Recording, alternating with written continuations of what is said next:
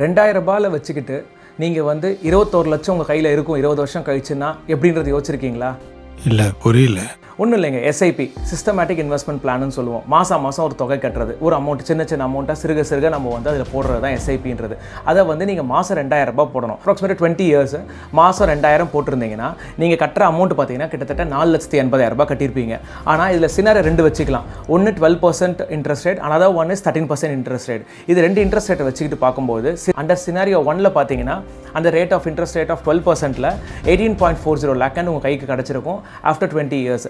அதே மாதிரி சினாரியோ 2ல் நீங்கள் வந்து 13% இன்ட்ரெஸ்ட் ரேட்டில் பார்த்தீங்கன்னா 20,80,000 கிடச்சிருக்கும். எஸ்ஐபி 2000 போட்டுட்ருக்கீங்க, இந்த கார்பஸ் சேர்க்க முடியுது. இதுவே நீங்கள் யோசிங்க, 2000க்கு மேலே நீங்கள் இயர் ஆன் இயர் நீங்கள் ஸ்டெப் அப் எஸ்ஐபிலையும் சரி, அடுத்தது புது எஸ்ஐபி நீங்கள் ஸ்டார்ட் பண்ணும்போது நீங்கள் எவ்வளோ கார்பஸ் சேர்த்துருப்பீங்க யோசிச்சிருக்கீங்களா? இதை பற்றின இன் டீட்டெயிலாக நிறைய விஷயங்கள் இருக்குங்க. இந்த மாதிரி எஸ்ஐபியில் நிறைய விஷயங்கள், கால்குலேஷன்ஸ்லாம் இருக்குது. இதெல்லாம் இன் டீட்டெயிலாக பார்க்கணும்னா நம்ம சேனலை ஃபாலோ பண்ணிக்கோங்க.